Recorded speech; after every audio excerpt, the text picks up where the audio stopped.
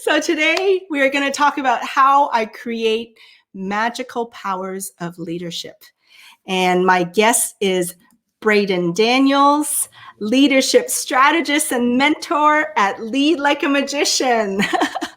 Welcome, Braden. Welcome. Hey, one of the powers of leadership is transformation.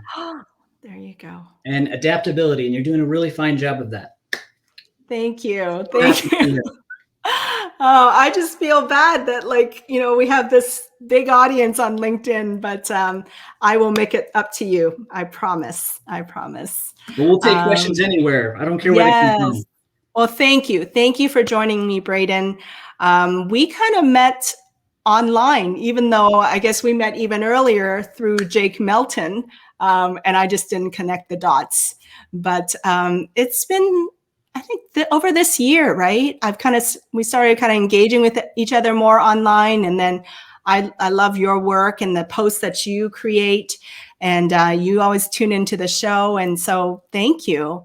I'm so glad we connected, and the more I learn about you, the more I see that all the things that you have to offer people. And I actually want to read your bio really quick for people before you talk about your history here. But Braden Daniels has over 20 years of experience in business leadership, training, and coaching. His clients include global brands such as General Mills, Lowe's, Live Nation, Petco, PetSmart, and his unique Lead Like a Magician programs include the 5 elements of personal leadership, magical powers of team leadership, and the magical journey of leadership. Do you see the theme, everyone? Magic. And he engages, empowers, and transforms leaders across industries through his thought-provoking keynotes, mentorship program, and workshops. So welcome, Braden. Thank you for joining us. Thank you for having me. So happy to be here. Yeah. So tell me how you came to be. Like, how did you end up combining or getting into leadership? Let's start with that. How did you discover that you wanted to get into leadership coaching? Well, for a lot of us, it was by accident. Almost 60% of leaders get no training to be a leader. They get promoted to a leadership position because they're really good at their job. Maybe they're a really good marketer, or they're just really good at what they do. And so then all of a sudden they get, plucked and are starting to lead people in that department. And that's where issues can arise, right? So for me, it started way back on the farm. I worked on a farm for 7 years while I went through high school and college. And that's really where the whole leadership, it was early, but the disciplines that were required for that job, the teamwork that was required for that job, that's where that seed started for me. Awesome. And then where did your love of magic come from? So that came very early too. And what's interesting is I learned, I kind of came into magic very young, and like a lot of kids do, they get a magic kit, and then at some point, that goes away, and they get a real job, and that's what I did. And I got a real job. Yeah, I went the corporate route, right, and really developed the leadership. And then there was a moment in my life where I was reminded how much I loved it. And it wasn't from me, it was mirrored to me by some of my close friends. When I did some magic later on, after having not done it for such a long time, they said to me, "You're good at it," which was nice for the ego. But then they said, "And you love it." And that's when the light bulb went off to me, which was, I do love it, and I don't do it enough. So that was about 4 years ago now. And I've been on a journey to combine leadership and magic, which brings us here today. Wow. Yeah, because it's such a unique offering, right? When I think of one, I don't necessarily think of the other. But how did you know to kind of combine that? Because I think it's so unique and it's so memorable. So now, when I think of leadership, I kind of immediately, you become top of mind, right? You make me think about you, and then you have this unique, oh, he's the guy that does magic as well as offers leadership, right? How'd you know to combine the two? Well, it's you really have to be differentiated, right? You've got to have something that differentiates you from the pack, right? So, that's really where there was two things. It really wasn't initially that thought. It was, what are the two passions that I have? So I encourage all the listeners here, and send in your leadership questions. We'll take them. What passions do you have that intersect, that you can find a way to intersect and make you unique and make you different from the marketplace? Because there's, you need an and these days. Fanny does this and she does that, right? Yeah. Content marketing and she's a speaker, right? So there's this and aspect that's really needed for your personal branding. And the magician archetype can help you get there. The magician archetype is all about introspection and really diving into rediscovering what your passions are. As I get that, I get asked a lot, how did you combine this? When did you discover this? And it was not a discovery, it was a rediscovery. Yeah. Because we kind of lose all the magic that we had as a child, right? Like all the interests that we have, the hobbies, we kind of set it aside. But then I do find that kind of as I get older and older, and then I have kids of my own, I kind of rediscover those hobbies and interests through them. And then, merging that with our profession. And what's interesting about that is that stories that drive us, they drive corporate. If you're going to talk about data, you better be able to package it into a story. So when you go back to that curiosity and kind of get re-immersed in they're fantasy stories, they're myths, but they are archetypal. They don't change much. And there's different archetypes that are expressed. And the magician is just one. The hero is another.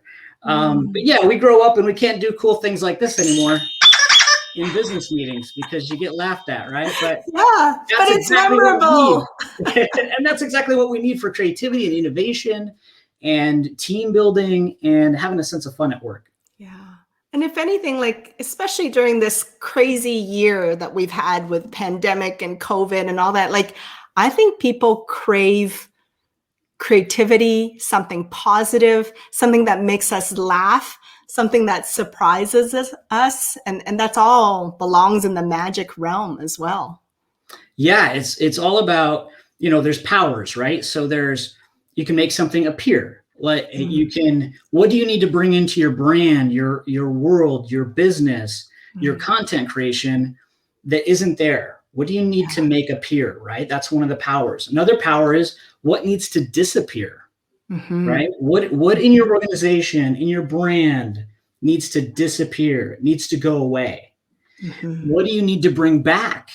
What do you need to restore, right? Magicians restore things. Yeah. And so what has been lost that you need to restore?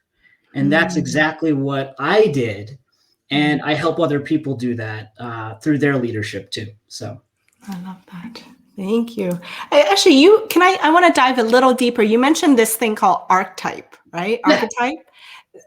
Help me understand what that means and how do you know what archetype you are? So this is a great question because it goes back to Carl Jung, and it goes back even further than that. I mean, Carl Jung kind of put words to it, and then other people have. For example, Carol Pearson wrote a great book called The Hero and the Outlaw, Building Extraordinary Brands Through the Power of Archetypes, okay? Anything Carol Pearson will get you into the archetypes. She has a great book called The Hero Within. She also has a book called Persephone Rising, and that's the heroine within. And what we see is that there are these very clear roles that are reflected back to us through stories, through movies, through popular culture on a consistent basis, whether it's one archetype might be the every woman, the every man, and then they become the hero. That's a lot of movie plots, right? Yeah. We've got Yoda in Star Wars, Yeah. who's the magician sage archetype, right? And then you've got Luke, who's really kind of the everyman. At the, he doesn't know who he is. Yeah. He's the every person, so we relate to him. And then you find out he has all this potential within him. And that's what the magician archetype focuses on mostly, is how can you unlock that, that transformation, that potential that you have. But it's also used in business, Fanny. So if if anyone's ordered Domino's, you're going to get a box that says oven baked magic. If you've gotten Starbucks over the holiday season, it says sip a cup of magic. Yeah. Right. So magic is kind of this. It's a story. It's an advertising thing. It's a feeling too. I feel like it's like a feeling. Yes, like OxyClean, make your things disappear, right? like we vanished from LinkedIn. So that's a thing. So, but yeah, it's all about taking those archetypes and figuring out what archetype you might be living in this moment. And we switch, right? So later on, I'll be caregiver, right? I could be an explorer as I'm learning about my business, or I'm learning about leadership, or I'm learning about somebody else. I have to put on my explorer adventure kind of archetype. And many brands have that. Jeep is an explorer brand, right? Nike is a hero brand. Oh right? My gosh. Yes. I just got that. Oh, wow. Yeah. Yes. So it's very, very powerful because it's archetypal. And once you figure out your archetype for your brand, you then know your messaging and your meaning, because that's what the archetypes are about. It's all about putting meaning behind the message. And in today's world, your brand, the biggest asset you have for your brand is what it means to other people. Wow. So what's my archetype?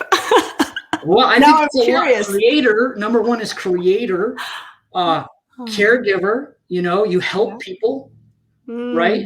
Yes. Yeah. So wow. Yeah. Oh, this is so cool. You got to tell people. So is there a place or a book? Is it that book that you put up that people can look up their archetype? So the Hero Within is where you can kind of Hero Within. The Hero Within by Carol S. Pearson.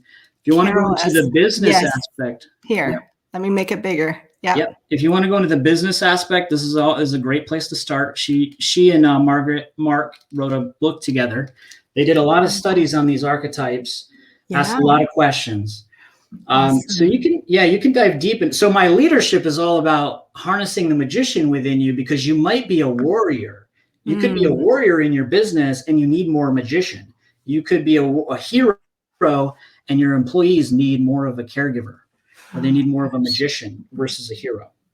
Speaking of leadership, I mean, what have you kind of observed over the last year? Because I think now more than ever, we're looking for leadership. We're looking for guidance. So what are some of the challenges and mistakes that you think people are making right now as a leader? So one of them is the command and control aspect. That goes away. We have this virtual environment, right? Yeah. So we have this, this screen, and we have, everyone connecting through Zoom and getting Zoom burnout and all that kind of stuff. Yeah.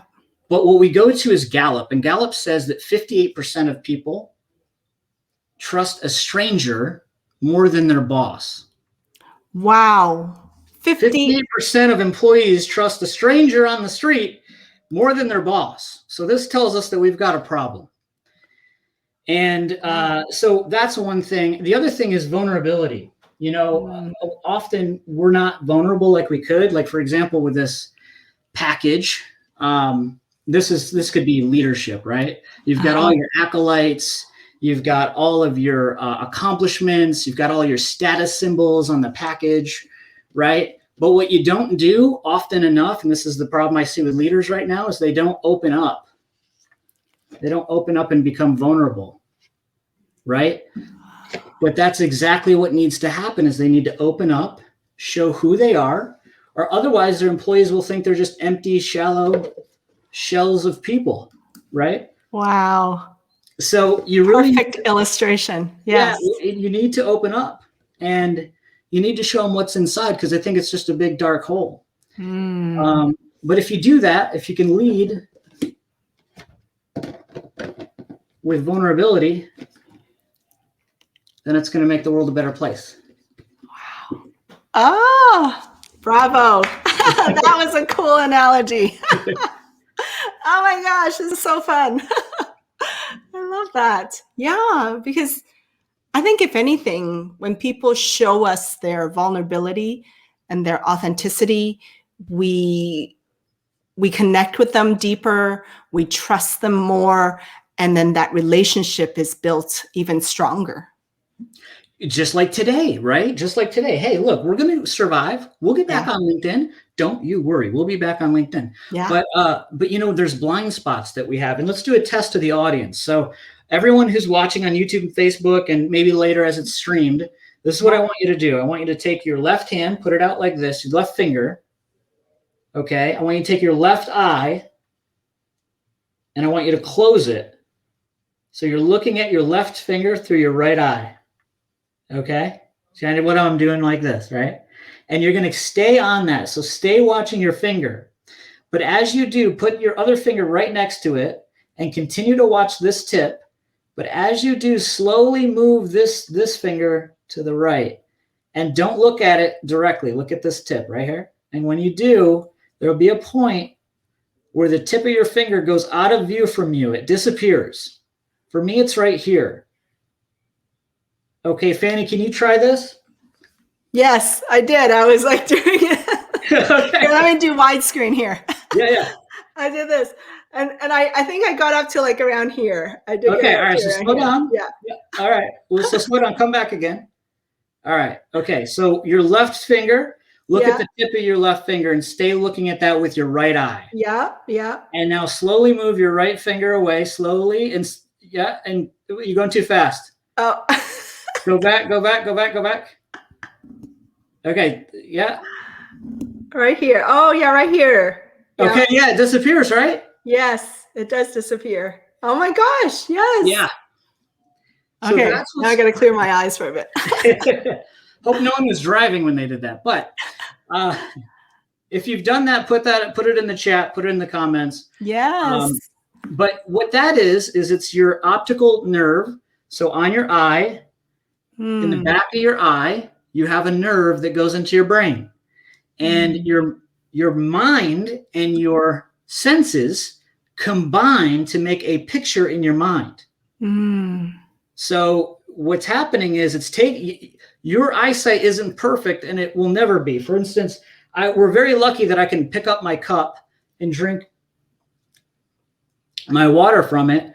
And we're very lucky because I don't miss it. I don't knock it over. You know, but it's not perfect. But our mind combines and it blocks out that blind spot. And so as a leader, as a mentor, and as a coach, what I do is I help leaders get over their blind spots. So if anyone wants to put in the chat a blind spot that you see your boss doing, that you see your manager doing, it can be so easy for you to spot, but hard for others, right? Yeah, I'm just looking at, so coming at us from Facebook, Jennifer had the comment of, it's so important to be yourself. I think that was when we were talking about our unique brand. And then Kevin Hand here says, a good leader is not afraid to show vulnerability. They generally inspire you. I've done more to support leaders who inspire me than I ever have for a leader I was just afraid might fire me. Let's talk about that, Braden. Like, do you see that a lot? Like leading with fear versus leading with inspiration? Yeah. Who put a thumbs up if you've ever heard this line? You're lucky to have a job, right? That's leading from fear. Most of us do operate from a fear-based center when we don't realize it. And we can talk about those fears as well, those three storms of fears. But that's a really big one, is that people are fearful. And that's why that shell gets put out there. Yeah. Because that's the shell that's accepted within the culture. Right. So when I was talking about those magical powers, what can you do to transform that culture? What can you do to be more inclusive, to be more welcoming? Right. And but a lot of that is the fear part is a blind spot. So we'll talk about that in a second. Yeah. But I do want to point out the fact that your senses combine to make you think a certain thing. We call that an assumption. For example, you may assume that I need glasses to see. I don't. Right? And to prove it, I don't have any lenses in there. Right? So that's one assumption that could be made. The next is that I have anything in the cup. I don't. The next assumption is that it's a cup at all. It's not. It's all just an illusion. And what we need to do is make sure that we need to make sure that we're not keeping those illusions up.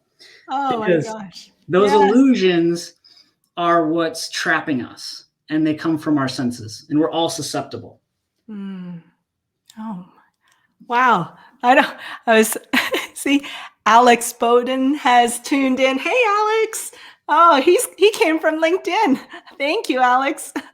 He's like amazing. Love the trick. David Cause. Yes, leaders. One of the challenges is selling an employee or associate short. Or stealing their ideas. Even worse. Yes. All right. Yeah, that's a big one. Stealing someone's idea is just, if you're a leader out there and you want to be a great leader, don't steal people's ideas. Okay. Let's give people credit, or else you'll stop getting the idea. It's the tale of the golden goose. You know, do you want the goose or do you want the eggs? And if you want the eggs, you got to take care of your goose. And that's your employee who's giving you ideas. Absolutely. So now that we kind of seen the challenges that we're facing or leaders are facing, you have this kind of like what you feel is the 5 elements of personal leadership. What do you mean by that? What are those 5 elements? So if we think about, they're really easy to remember, right? It's air, fire, water, earth, and spirit. Okay. So air, all right. Think of air, right? Air is all around us, but we can't see it. Air, if we don't have air, we aren't breathing, we don't live. So air is communication. If you don't have communication in your business, you're not breathing life into it. So a fundamental discipline, an element, is communication. So a big issue right now is, how do we communicate through this screen? Yeah. And I see so many leaders not showing up in their full power, if you want to say, or their full strength, because they're just not taking advantage of the details. You know, Fanny, like your lighting, you don't just have lighting on you, you have key lighting, which lights your background up. I see so many meetings that they're doing multi-million-dollar deals, and it's like they're in the dark in the closet. Okay. Yes. Okay. Yes. So that's part of Slip me $1 million, Braden. So that's part of communication, right? Is it all goes back to, how are you responding to people on social? How are you responding to people in your messaging? How are you responding to people on email? How are you showing up in person? How are you communicating in this method or this medium? There's a lot to learn. There's a lot more to do. It goes beyond just taking a communications class. It's everyday practice. So number 1 is air. And what was that second one? So then the second one is fire. And fire is one of those things where things are forged through fire, right? Heat makes something, you know, it's the risk. It's the heat of the moment. It's the trying the new thing and not knowing if you'll be able to do it. It's that fire. It's that discipline. So that's what fire is discipline. Now, if you're too disciplined, if you're a disciplinarian, then it's fire that burns other people. Right? You don't want to be fire that burns other people. Yes. So fire can get out of control. Or you don't have enough of it in your life. So think about the elements and think about, like, do I have that discipline in my life, those daily disciplines? Because there's 2 pains. And this is from Jim Rohn. And I love this quote. It's 2 pains: the pain of regret or the pain of discipline. Which would you rather have? Oh, discipline. Because nobody likes what if and regret. Yeah, I don't. I don't, if I have a choice, I don't, but also don't like the discipline either. So it's like, Yeah. how do you kind of balance that? That's what I help people with. I help people with these Mm. elements. So we're going to cover them in broad strokes here, but if you have Yeah. questions on any of this, communication, discipline, put them in the chat. We'll take them. Awesome. Awesome. Yeah. And then, so before going into too much, so we got air, fire, what was it? Water, right? Water, And then what was the fourth? earth, Earth and spirit. spirit. Yes. So all right, they combine. Okay. So what happens is you then have a water, which is introspection. Water can be anything, no matter whatever you put it in, it forms that shape, right? Bruce Lee, be like water, my friend. You know, Yes. it can crash or it can flow. And, you know, you've got the drip, that little drip that then makes that hole in the rock, and that little pond becomes a lake, right?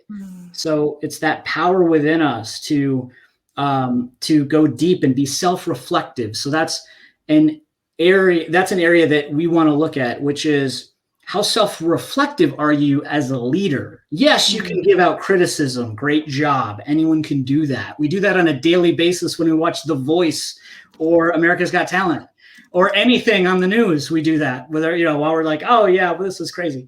So we can do that. Anyone can do that.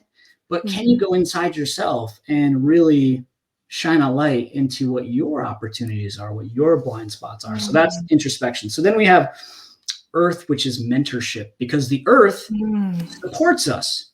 If we don't have the earth, we're not here, right? We don't have gravity. We can't build a house on it. You can't build a brand on it if you don't have earth. So earth is really, really important. It's that support element. And many leaders, this is the weakest link for many leaders, even great leaders. They don't mentor enough. And the problem is they just haven't built the skill. So anyone that's watching here today, my challenge to you is go mentor someone. It doesn't matter what level of leadership you're at or where you're at. Mentor someone and teach someone. Yeah. We have David in the comments from YouTube. Huge advice. This is like, I think, and I love how you kind of like draw all those corporate kind of thoughts into nature in a way, because nature is like eternal, right? Like all those things last way beyond our lifespan, and those things always exist no matter what. Our trees were frozen during the Texas ice storm. Yes, they now were. It's spring again, and I see the buds, even though they like froze, you know. But nature lasts. All those elements that you talked about last forever. And we can't control them. And that's, we have to remember that. And we have to be reminded that it's less about control and it's more about understanding. And if you can take that away today, you'll be a better leader. That it's less about controlling your employees and your customers than it is about understanding your employees and your customers. Oh my gosh, I love that. But so much of what leaders do, and in this case don't do, I think is driven by fear, right? And you have this concept of what you call the three sirens of fear. Yes. Right? What do you mean by that? What is that? So if we go back to ancient Greek mythology and Odysseus and his crew, they were traveling and they had to go past the island of the Sirens, where the sirens would sing a ballad. And sirens are warnings. Really, if we think of sirens, when we hear a siren, it's a warning sign, right? Yes. And what he did was he had his men tie him to the mast of the ship. And he kept his eyes open and his ears open and could hear the sounds. And he ordered all of his men and women to put beeswax in their ears, right? Ah, yes. So what they did was they actually, because they didn't hear the sound of the siren, they saw the sirens for what they were, which were wicked, vicious ghouls. He saw them as beautiful as Helen of Troy. And he told them that if he tried to break free, to bind him faster, to bind him tighter. Huh. And So there are three sirens. And what are those sirens? Because guess what? They're not just affecting Odysseus back in the day. They're affecting us every day. And those three sirens are the siren of temptation, the siren of risk, and the siren of desire.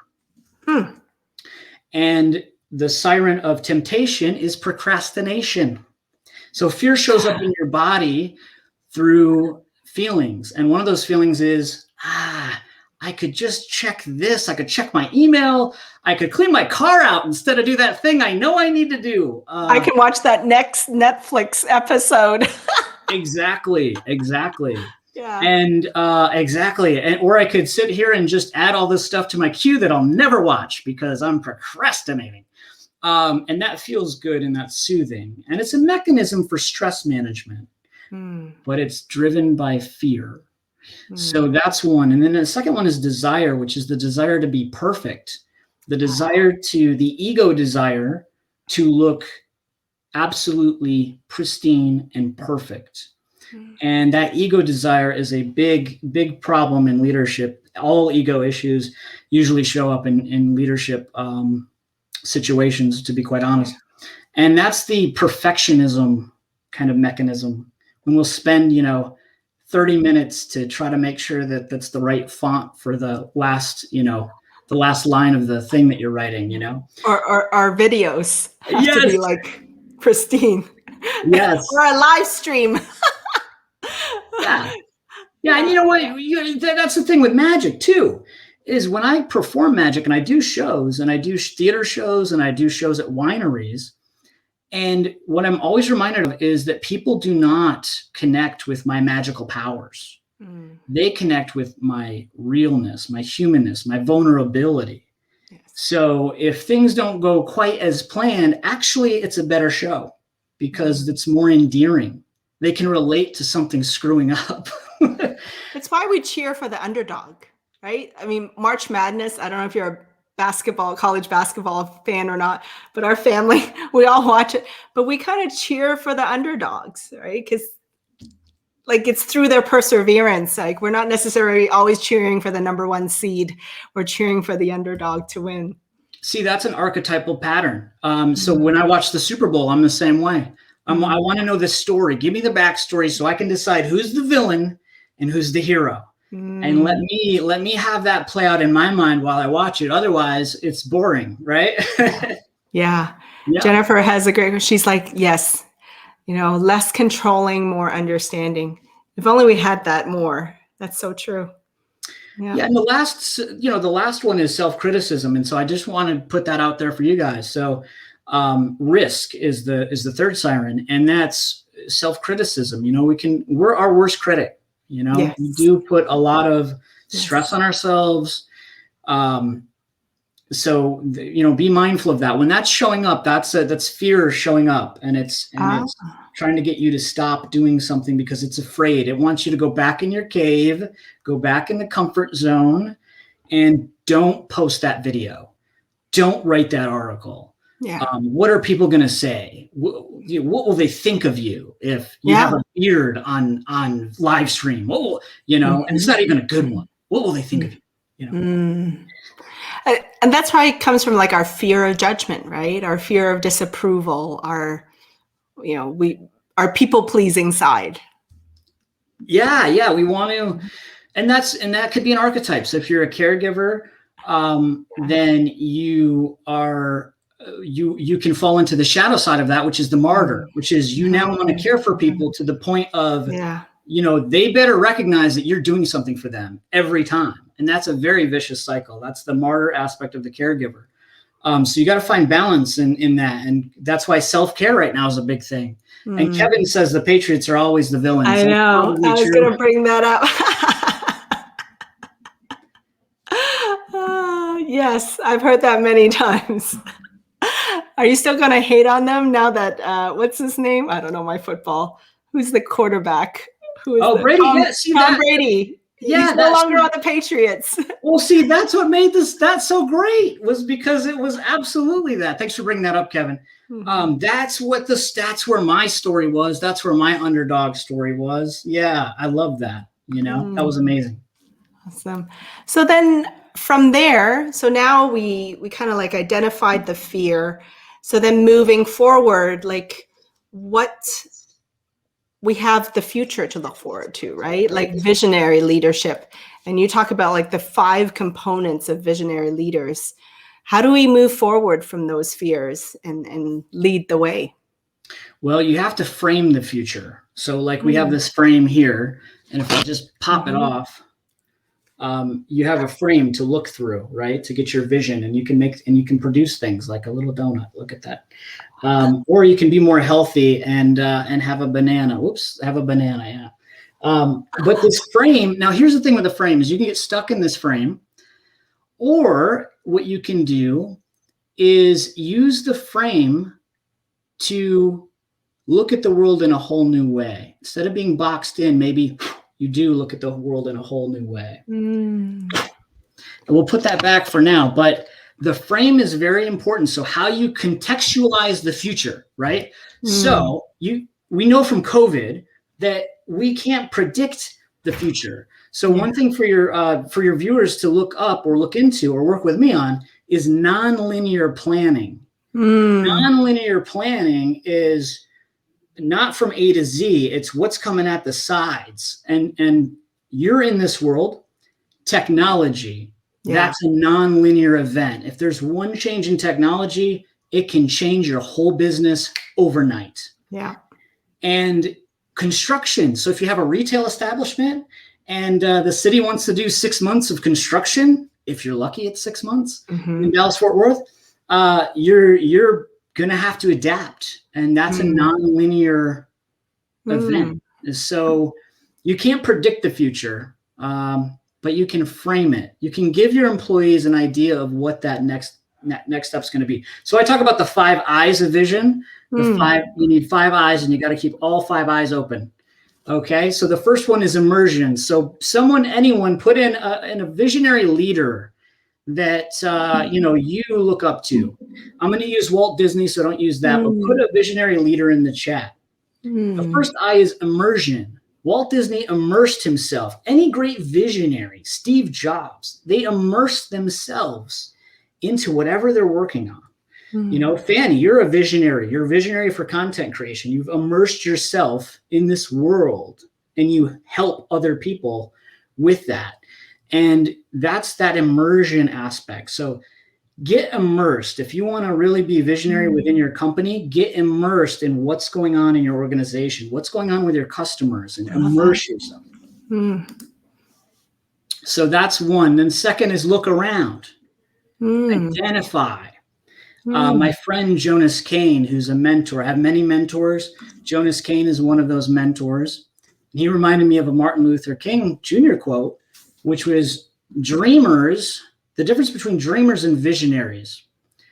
Dreamers dream with their eyes closed. Visionaries dream with their eyes open. And it's so important to identify what are the pain points, what are the frustrations, what are the frictions in there. This is exactly what you do, Fanny. You get in there and you go, what are these pain points? People aren't posting. People are afraid. They don't have confidence. All of that stuff, you find all those pain points, and then you you imagine, that's the third eye is imagine. You imagine what you could do to help them or how the world could be different. So, for example, Walt Disney, when he took his kids out to the park, a regular park, just like a park that we would have here in Texas or anywhere else in the world, and he sat down and realized that the disparity between him and his kids, he didn't have an opportunity to play with his kids like he wished he could.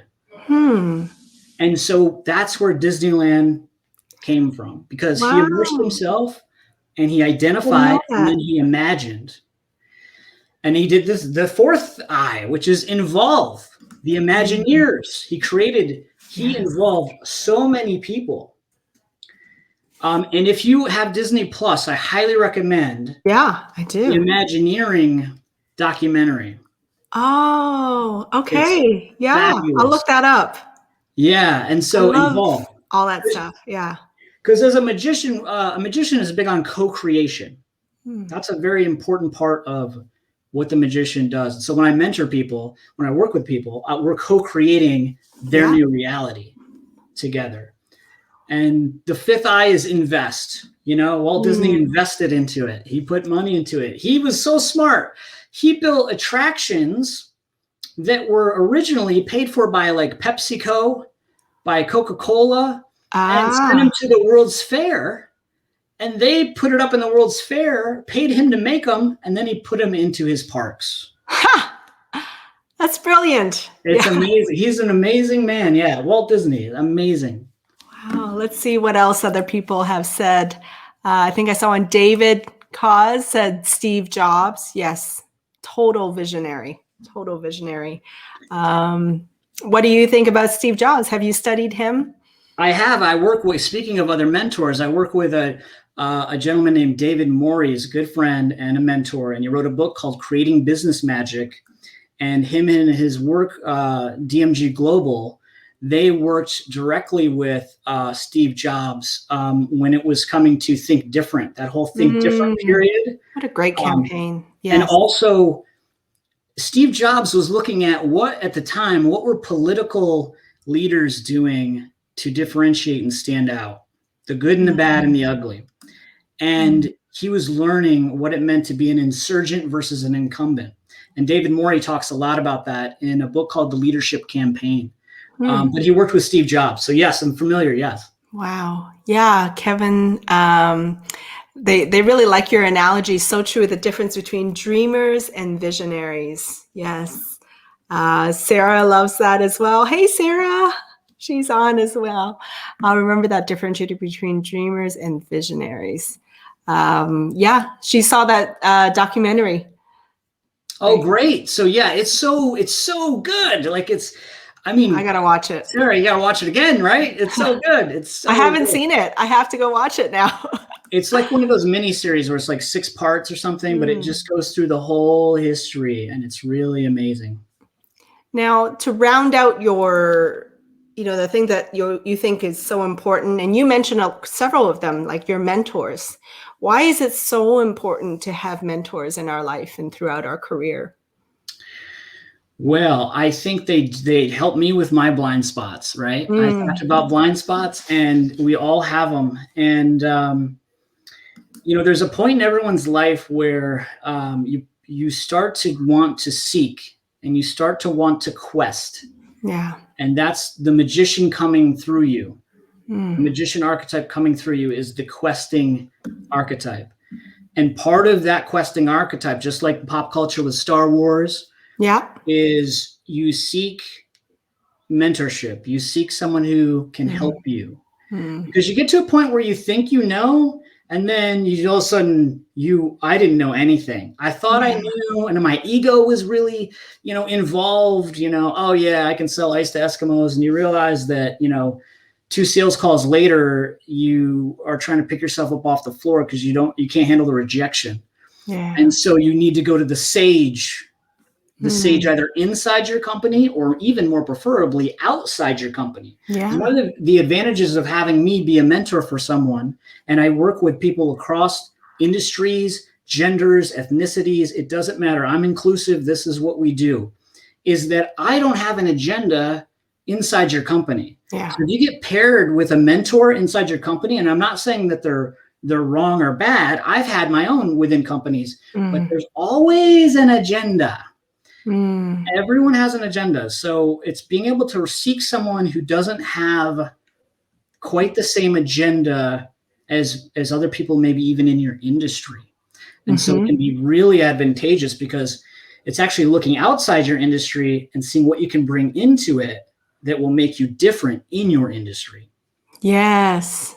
I still remember I had a friend who used to head up the call center at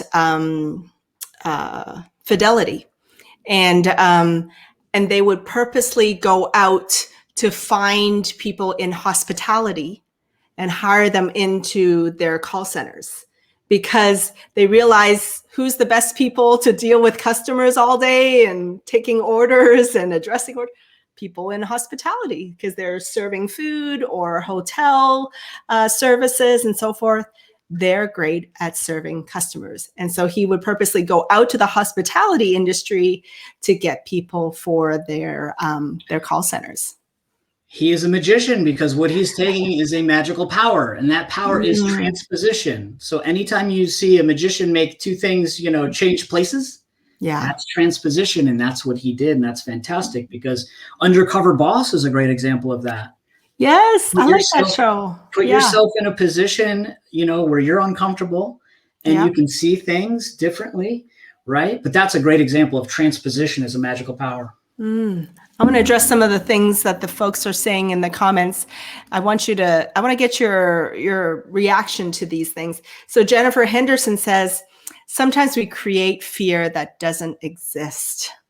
It's true. False evidence appearing real, right? Fear. False evidence appearing real is an acronym. Absolutely. Yeah. And it's in our heads too, right? I mean, I'm sure imposter syndrome, leaders, doubting themselves and then going the opposite way and pretending to be perfect, right? All that. I tell my kids, I don't know what I'm doing. That's they're thinking you got it all together. I don't really know what I'm doing, and you won't know what you're doing either. It's going to be weird and you're not going to know what to do. And so just call me and it'll be great. But yeah. Braden, I have Anne in the comments. She's like, what do you think her archetype is?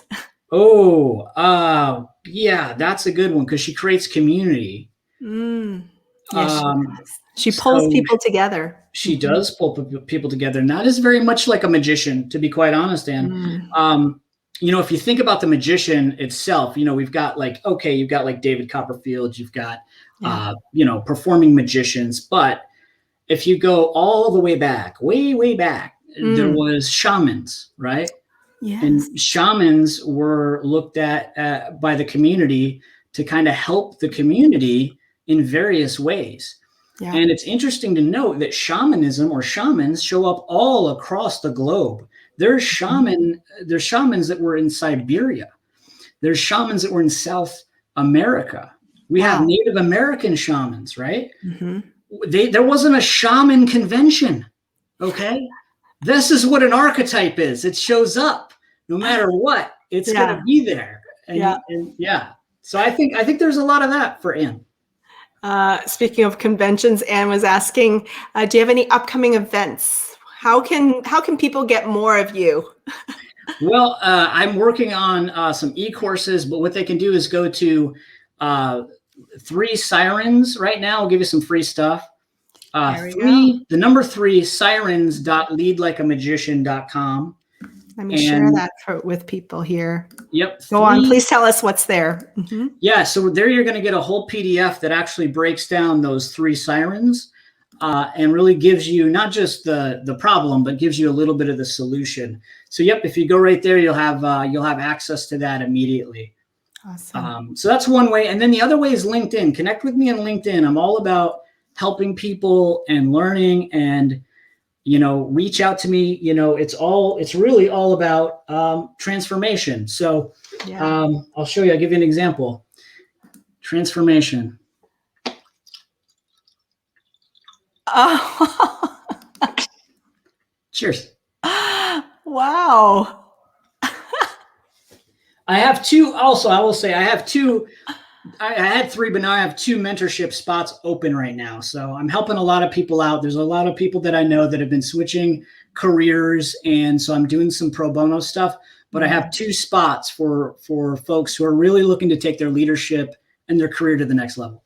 Yeah. So for those of you out there, there is Braden's LinkedIn profile. Make sure you connect with him, Braden Daniels. And then there's the website that Sirens document, 3sirens.leadlikeamagician.com. And Braden, I mean, you wowed us today. Thank you. Thank you so much. That was super fun. And you're coming back because we're going to fix this darn LinkedIn problem. And then we're going to, more people need to see what you do, Braden, because I love how it really does weave everything together. Like you, in a way, by combining magic and leadership, you've kind of like incorporated the visual aspect of like a performance, and then the storytelling side to kind of like get in our heads and hearts, and then the advice, right? Like with your insights and tips. So thank you. It was like a sensory feast. You Thank can you quote for me on having that. me. It was a sensory feast. Delicious. I really have been a longtime fan. So everyone who's watching, if you're tuning in for the first time, follow Fanny Dunagan. Find her on Facebook, Pathlinks, LinkedIn. She's always doing some great stuff on LinkedIn. And so I've been a super fan. You're going to see me always in your chat because I love what you do, and I love what Ann does as well. So thank you. Thank you. So David, Cause, great job. Thanks, Fanny, Ann, and Braden. Absolutely, Jennifer. Braden is amazing. Yes, make sure you connect with him, Jennifer, for sure. There is Braden's LinkedIn profile. Ann has graciously brought that up and posted it. And yeah, Kevin's like, where did the time go? That's what happens when you get a great performance and advice, right? Thank you, Kevin. He's like, I need to stretch my eyes after this. Yes, after that exercise. And Anne says, I was wowed. Yes, indeed. So was I. And please stick around, Braden. I just want to announce some upcoming events, and then we'll close out the show here. For those of you out there, I just want to let you know about an upcoming event with the Association of Business Technology Professionals. It is the association that I'm a part of, and on the fourth Tuesday of the month, this is going to be April 27th, we are going to have John Ballas. He's the CEO and founder of Lean Your Way. He is going to talk all about lean transformations, supply chain, and all that. So for those of you that are interested in that, please tune in, and you can register at abtpdfw.org. And then as far as next week, I will be coming to you to offer my advice and coaching. So ask me anything.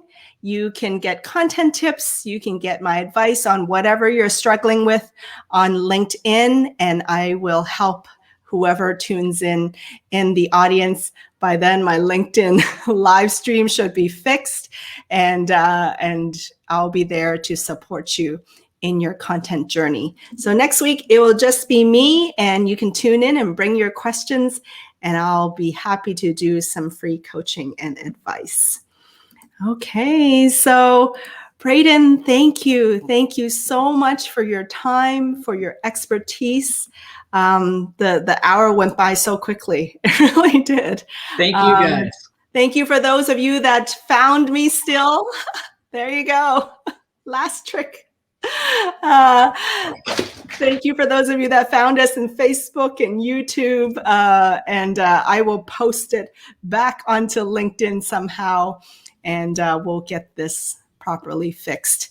And as I close out, I want to remind all of you, continue to shine your light, share your voice, share your message, share your gifts with the world.